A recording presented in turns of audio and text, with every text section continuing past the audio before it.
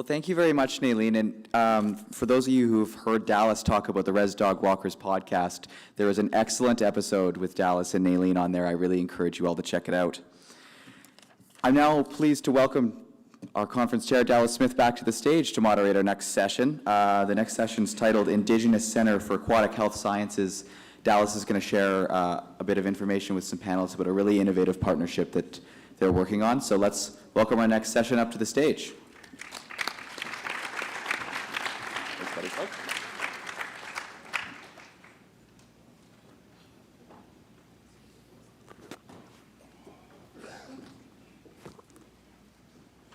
Good morning, sir.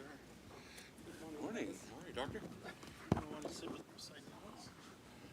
Nobody wants to sit beside Dallas. I hear he's really pretentious after events like this because his head's just so blown up from the amazing work that so many other people have done, but I'll take the credit. It's nice to be in the moderator seat. I know I've been in this seat a few times over the years, but this is a project that's really near and dear to me.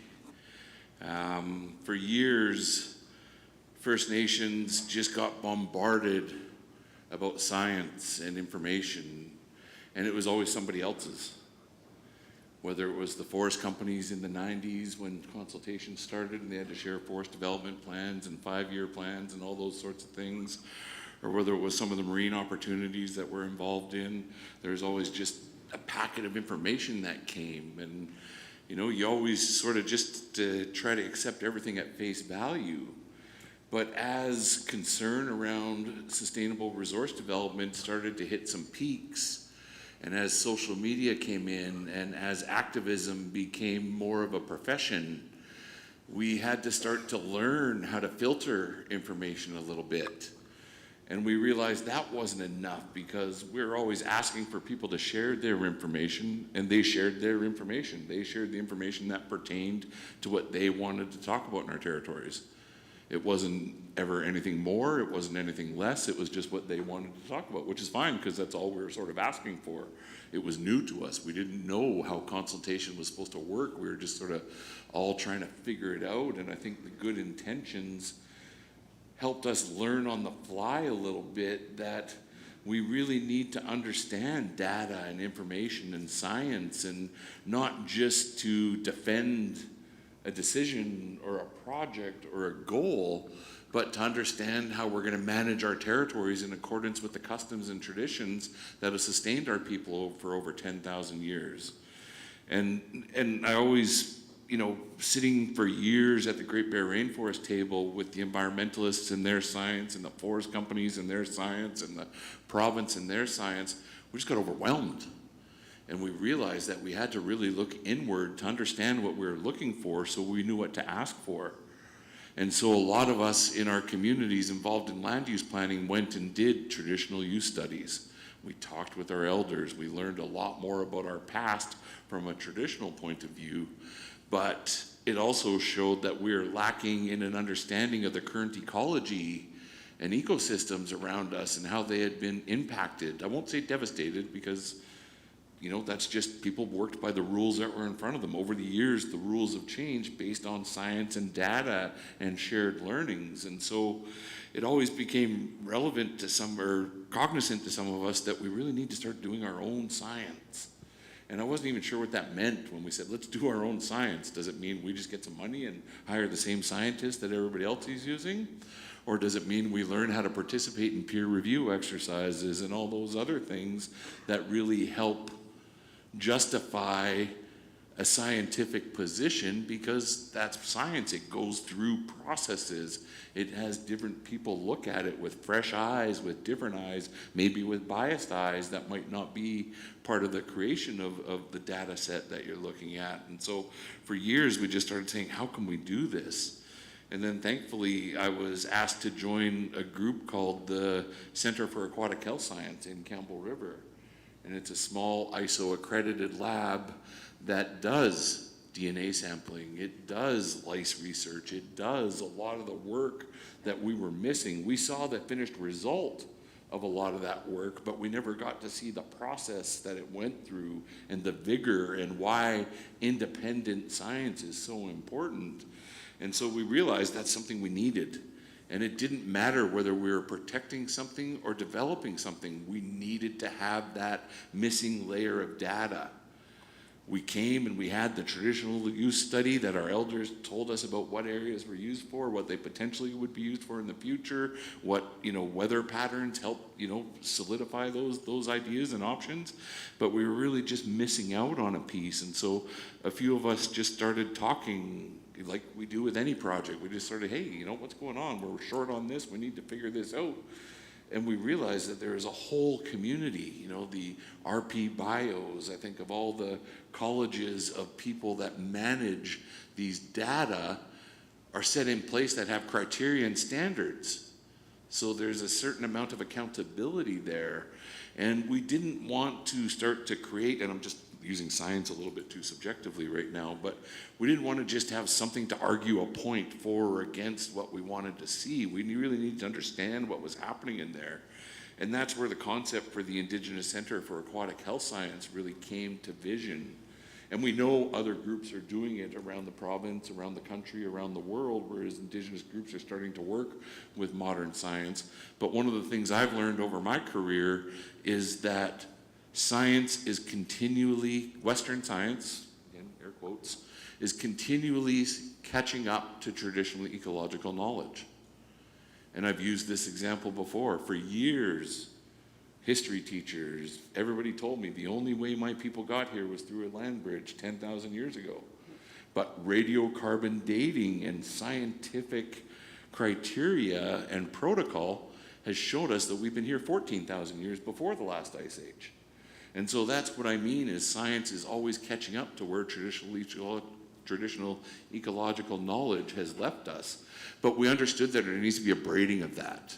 And that's really what we're here to talk about today is how do we take, the traditional ecological knowledge that our knowledge holders keep and pass on to select people and share with us for decision-making purposes to the science that's required to understand if a project's going to have impacts or the science that's going to understand how we mitigate some of those impacts of some of those things. So I brought an esteemed panel of people together to just really help shed some light on what we're doing and what we're trying to do going forward and how applicable it is across the board. I'm not going to pull any punches. When we started this, it was because of the challenges we were having on aquaculture. Aquaculture science was being so subjectively used by everybody to achieve their means that those of us who were dependent on the resource and the sector were getting left behind because we weren't up in the propaganda of how information was being used.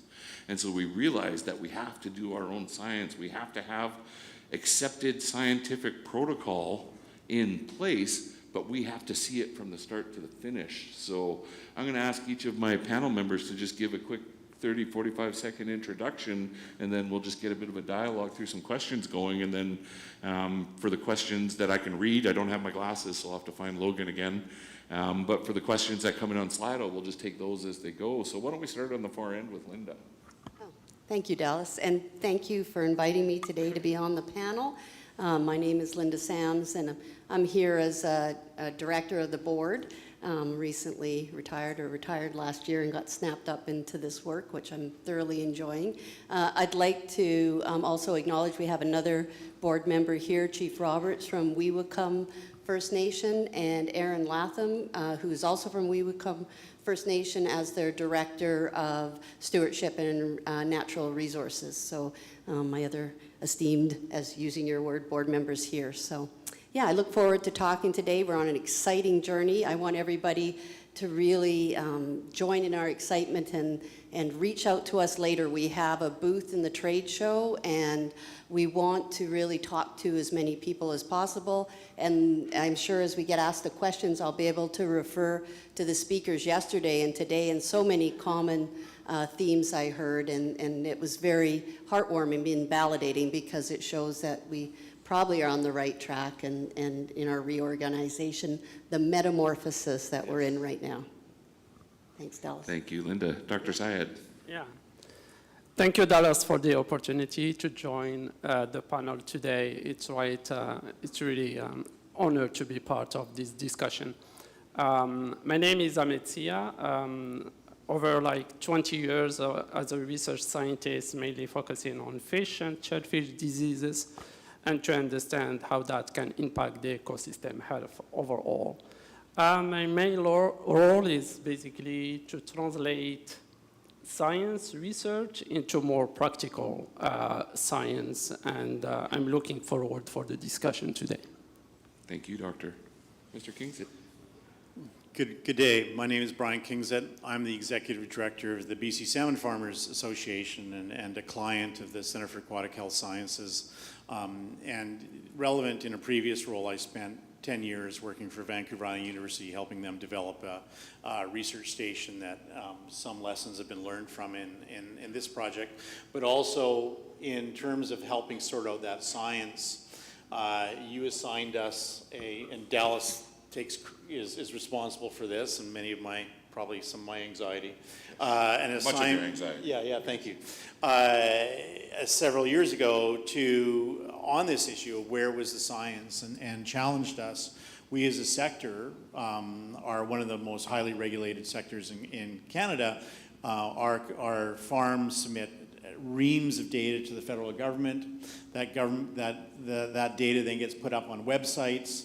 But it's never summarized and not available. And, so where we thought we were being transparent, we were working with our 17 First Nations that we have partnerships with, that we didn't have the science, and we see it being lobbied around. So Dallas challenged us with the Center for Aquatic Health Sciences to analyze all the science data relevant to our industry. And that turned into a bit of a project, didn't it, Dallas? And we ended up producing this brick. I brought it with me. It's over in our booth. Over 600 references, 600 data sets, data developed by NGOs, by academics, by government, and by the industry itself. And that sort of led to the issues that we're talking about, leading to why we need this independent science to sort of stand. Because after $250,000 in consultants, hundreds of, if not thousands of hours of my time, going out for what we considered third-party reviews, the first comment came back was, well, the sector just marked themselves, right? And so we need to have, if we're going to function, have these relationships, we need to be able to have that standalone, transparent, and data. And I think, the salmon farm sector is a case study in this, but I think this applies to all the resource sectors that we're dealing with here on the coast. No, thank you all. And I think that's where I really need to clarify that this started off as a discussion about how do we understand salmon farming and the impacts in our territories? How do we get through some of the rhetoric that the activists have raised by comparing 1989 to 93 standards to where we are in 2020 to 2025, and the evolution of the industry itself and the oversight that First Nations have brought to it. And again, I understand there's probably some chiefs in the room saying, God damn it, this guy's talking about fish farming again. But it's vitally important to 17 First Nations communities. There was 6,000 jobs in this sector. There's probably 5,200 now, 5,000. 4,000. 4,000. So because we didn't stay on top of the science side of this to push back on some of the narratives that were being created, and let's be clear, these narratives get created in every resource industry that we talk about. Everybody who has something against something has the ability to subjectively say something that may or may not be true. And in this day of social media, it just gets amplified so quickly.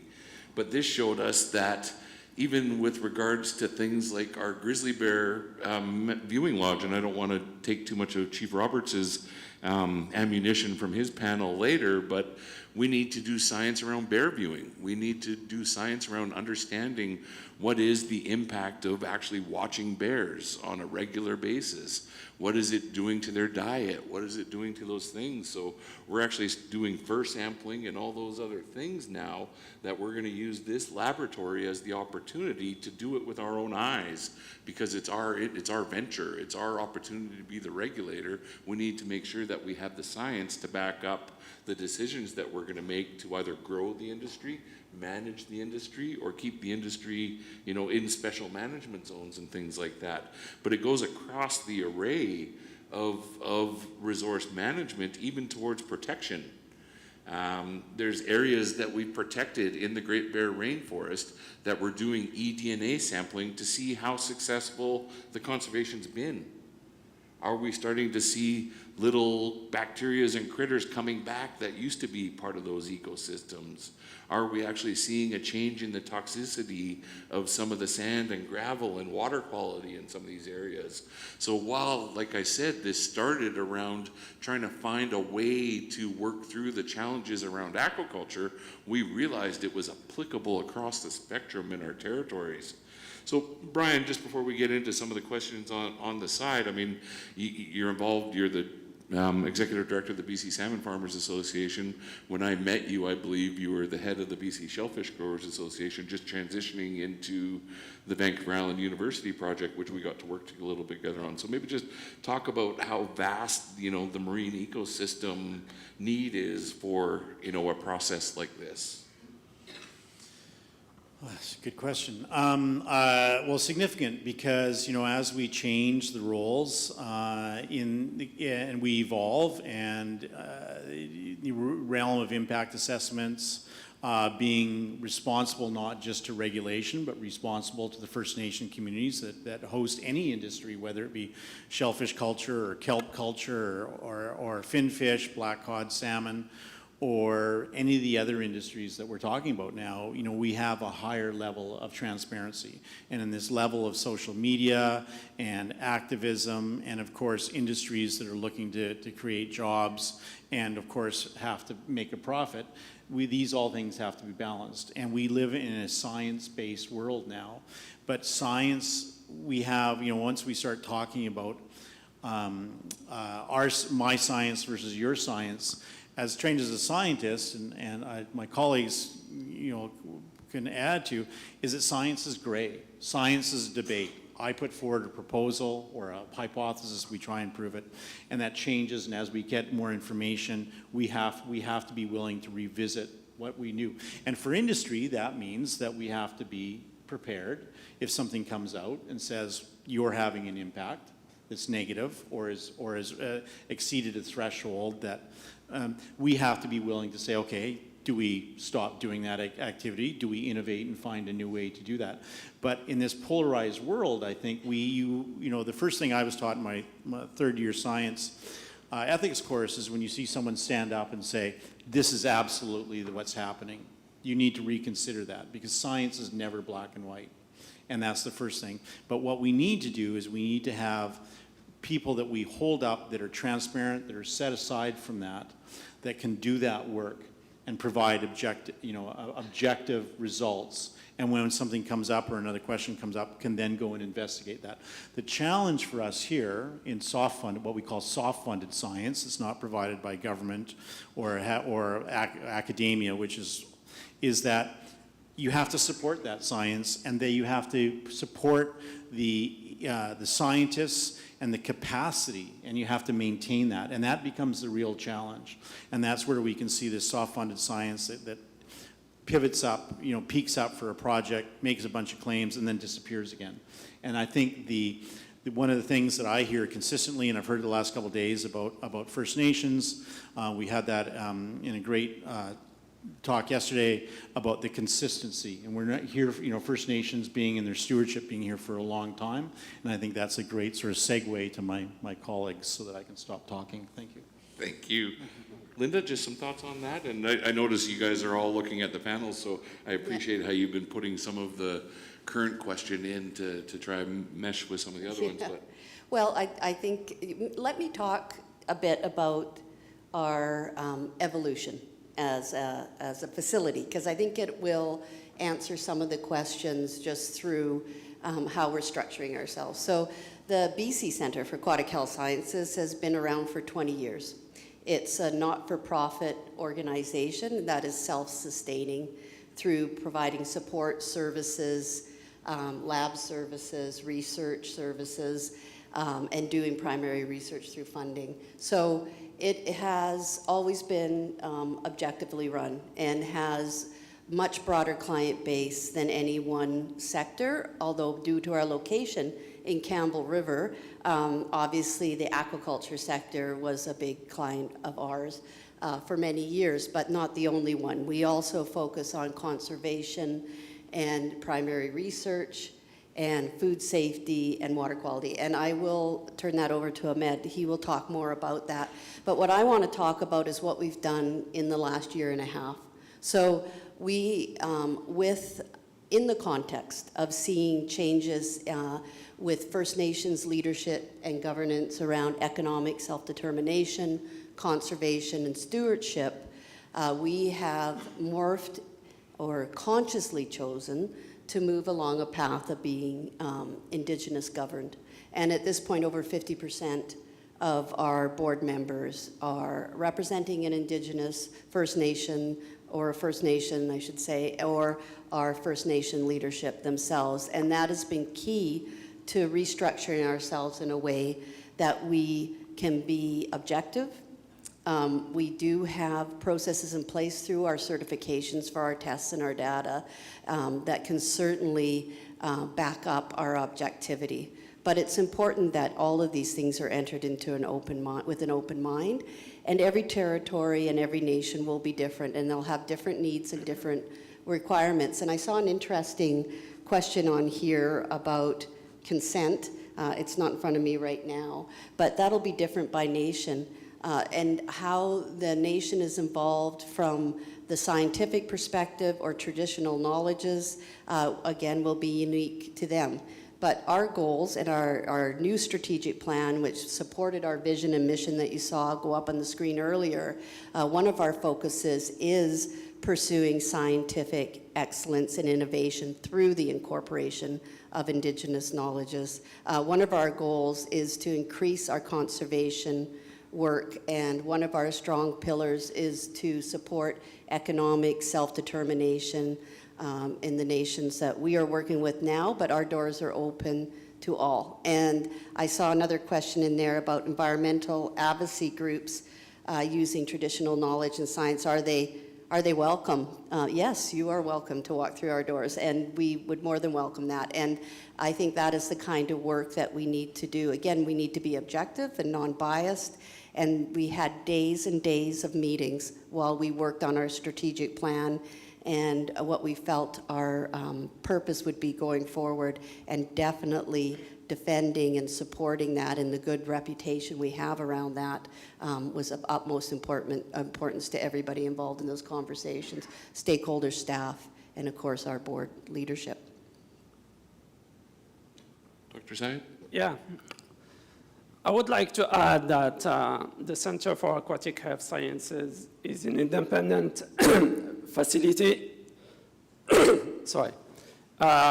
for research and science. And we were ISO accredited lab for some testing, mainly for pathogens, viruses, bacteria, just like to follow the international standards so that the data coming out from any research or samples that you bring to the lab are accredited by international standards. On the other hand, also we pursue research, and our research is open source. So we publish our research so that it's available for everybody to look at them. And we're open for any discussion related to science, practical science, and in a way that is more defendable as a science, and also that the data can be publicly available for people to look at them and to be able to discuss them. Thank you. I saw another question there about the role of youth and elders, and we've spent a lot of time with the elders and probably not as much time with the youth as we probably should have to date. But that is part of our work plan. I know that the lab facility actually works with local Boy Scout, Girl Scout groups and different community school groups and things like that. Because one of the things that we want to do is gain the interest of our youth in the sciences. You know, education's always such a challenge, and with all the other challenges we're facing in the communities, finding the kids at a younger age to realize that there's a field out there in marine biology or places like that that just, you know, get them thinking about it at a sooner age, a younger age, and thinking about, you know, some of the criteria that it's going to take. I think of some of the kids who talked to me as they graduated and said, I'd like to do this, this, and this. And I'm like, well, I wish you took a chemistry course, or I wish you took this course or that course while you were still in high school. So we're really making a tremendous push to try to get the youth involved at the school age level so they can start making some of these, you know, determinations on whether that's a career path that they want to go down. And then just one piece on the advocacy group, you know, as Indigenous people and with all the capacities that we're building, we need partnerships, like I've been talking about, not only with the resource sectors, but we need partnerships with real conservation groups that want to actually understand how to solve and fix problems, but we don't really have the tolerance for working with activists anymore. It's really a challenging road to go down because activism has its own economy now. And unfortunately, just as industry has in the past, the activist community really uses Indigenous knowledge and some Indigenous people to help further their cause. And it's ironic to me, as someone who's played a leadership role for a long time, evolving to different levels, the community members who are hassling us about different projects in our communities are the same ones saying, why aren't you fixing my goddamn fence, or why aren't you doing this? And it's because we can't develop the revenue that's necessary to solve all those problems because you're working with Sierra Club or the Pacific Salmon Foundation or other people like that who are trying to take away those self-determination opportunities. But science is really where it becomes equal. We all sit down at the table because the science doesn't care whether you're Indigenous, whether you're from industry, or whether you're from a different place. The science says what it says, and it's up to us to work through that process. You know, Brian, we did task you with creating that textbook. And I know Canada Post went on strike because we had to mail it out to all the people that didn't understand that this work was existing. And I sort of say that tongue-in-cheek, but I didn't want to sit beside you and say it because I'm within reach. But just, you know, just since we've done the science outreach, what have you noticed in some of the discussions that we've been having? Now that people understand that this, a lot of people haven't read it, don't get me wrong, but people have gained comfort in knowing that it exists and knowing it's gone through a scientific protocol process. So just some of your thoughts on that as we start to wrap up. You asked us to make it readable, so it's a giant document, but it has great summaries. And, you know, we mailed that out to 130 First Nations, so they would have that as a resource and they could use that to come back. We've now scattered it around Ottawa as well. But I think, you know, it's a starting spot. The first place is to get all the information that we have together, you know, and then the next one is to be able to create to go forward. And, you know, I actually, that top question that I think is the next piece that's missing from this document, you know, is this, you know, how does, you know, traditional ecological knowledge, and I think because we've only got a minute later, I think that'd be a really good question to end on. And I'm not sure if you want to take that, Dallas or Linda. Linda, why don't you take a crack at it? Yeah. Well, how long is a piece of string? And we know that that is going to be unique and different to every nation. And I'm learning. I've worked in Australia for about 10 years. I've worked with Maori scientists and with Aborigine scientists, and that was a situation where they were working there on how do you do that. That's a big question that can only be answered. In my opinion, I would have to defer to the nations we work with, but that can only be done on a case-by-case basis. But there is a way to do it, and we've made a commitment that all the science going forward is we are going to work at understanding how to start building that into the methodology. And I want to mention that we do have 2 Weewakam youth working in the lab right now. And of course, as we increase our Indigenous participation in our lab, as our governance becomes to a full First Nations governed board, we are going to be focusing on this as a process we want to do forward. I saw another message, and this, I'm going to be the salesperson. I saw another aspect in there. What do we need to be successful? What funding do we need? What revenue?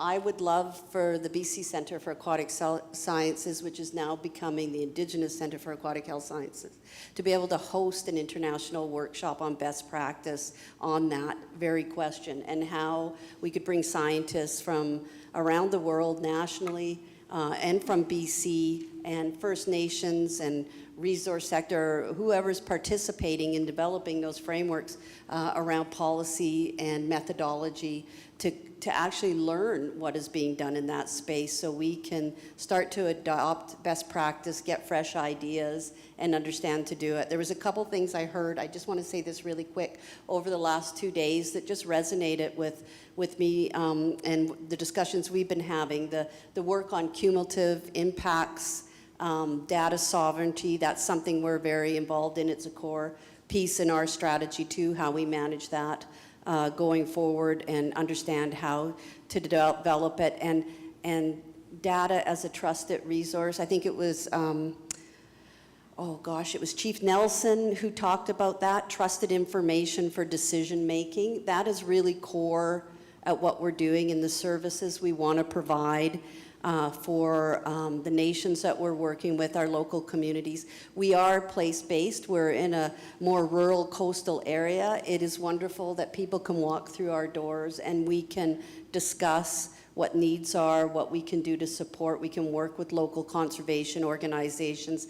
Collaboration and alignment with other organizations in our waterways and beyond is absolutely imperative for us as well. So who is ICAWS? I saw that at the bottom. If the organizer would be so kind to accommodate me here and throw that slide up one more time that we had at the beginning that talks about shows our new vision statement and our new mission statement, because we put hours and hours and hours of work into this to define that very question. And you're seeing us at the very beginning of implementing it. So I'm not going to overstate or say we've solved all the answers or solved all the questions, because this is a big, ambitious approach we're taking. But I'm confident that next year, if we're here again, we can definitely share some of the things that we are achieving and are accomplishing in that space. Thank you, Linda. You will be back next year, because I'm borrowing 6 minutes out of next year's session to finish today's. So some managing on the go. Take a note, Logan. Dr. Syed, I really, maybe if you can give us 45 seconds, kind of closing remarks, just to leave something for people to be thinking about. We're talking about science. I think we, as a Western science, by training, I would like to know and to understand the Indigenous vision of science. And I would like to say we need to look to Indigenous science from now. Thank you all so much. Again, this is something that we're trying to do here at BC IROC, is just really stretch the discussion so people understand a lot of these little nuances that really matter down the line. But, I want to thank you all for being here. I want to thank you for the work that you've done. And I want people to understand that it's kind of, like Linda said, a case-by-case basis on how we're incorporating elders' values and youth values into this discussion. But the biggest thing that we can do as Indigenous leaders is make sure we're opening up the opportunity for the dialogue. For far too often, people, whether it's industry or the conservation sector, just want to come in and do data in our territory, and they don't want to have a discussion about it. They just want to come in and get what they want to know. And it's up to us as Indigenous leaders to make sure that when people are gathering data in our territories, that we remain to have access to it, so that we can understand right from the start to the finish how that data is going to be used, but also where any shortcomings might be coming that our elders can fill in spots on and things like that. So please give my panel a round of applause. I want to thank them for being here. We got some gifts.